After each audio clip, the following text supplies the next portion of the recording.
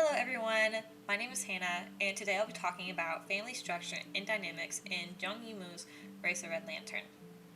The movie follows a young woman named Song Lian, who, after her father's death, becomes the third concubine of a wealthy man named Master Chen.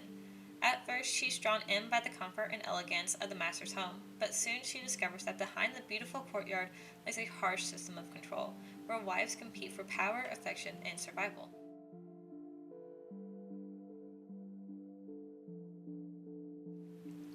The Chen household looks like a traditional family, but it's really a hierarchy ruled by one man. Master Chen's wives live in separate quarters, and each night a red lantern is lit outside the women he chooses to spend time with. On the surface, this seems like a simple ritual, but it's really a symbol of power and control. The lanterns give each wife temporary privilege, yet that privilege depends entirely on the master's favor. This makes the family less about love and more about authority and obedience. Zhang Yimou uses this setup to show how traditional family systems in Old China were structured around dominance, not equality.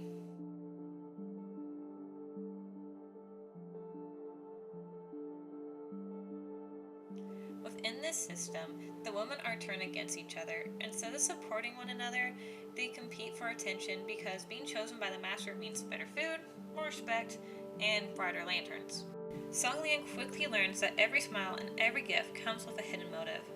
One of the wives uses charm and manipulation, while another relies on deception and gossip. Their relationships are built on jealousy and mistrust, and that constant competition destroys any sense of sisterhood. Zhang uses this rivalry to make a powerful statement. When a family is built on inequality, even affection becomes a weapon. What's especially sad is that these women are trapped in a system where their only value comes from a man's approval.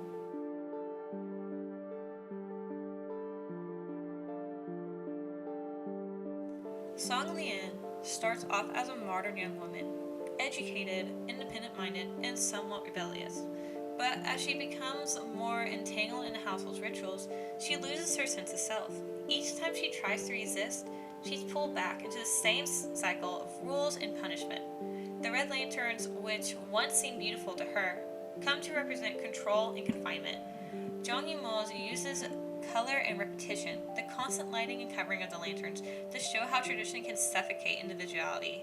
In the end, when Song Lian begins to lose her sanity, it's clear that her spirit has been broken by a family system that values obedience more than humanity.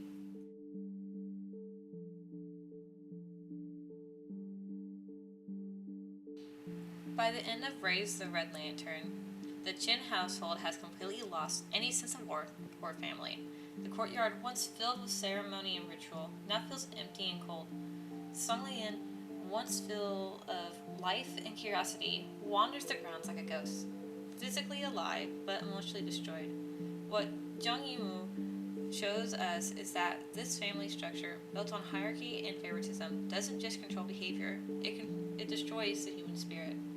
The film's message goes beyond its historical setting. It's not only about one man and his wives, it's about what happens when power replaces empathy in any relationship. Whether in a traditional Chinese household or a modern one, when people are forced into roles of competition and silence, the family stops being a source of love and becomes a system of control. Zhang uses Song Lian's breakdown as both a personal tragedy and a social critique. Her madness isn't just a result of jealousy, it's a rebellion against a world where women have no voice. The red lanterns, glowing so beautifully at first, become symbols of both attraction and imprisonment. By the end, when a new concubine arrives and the cycle begins again, the audience realizes that nothing has changed. The system continues, unbroken and unchallenged. Ultimately, Raise the Red Lantern forces us to question what family really means. Is it a place of comfort, or can it become a cage when love is replaced by power and tradition?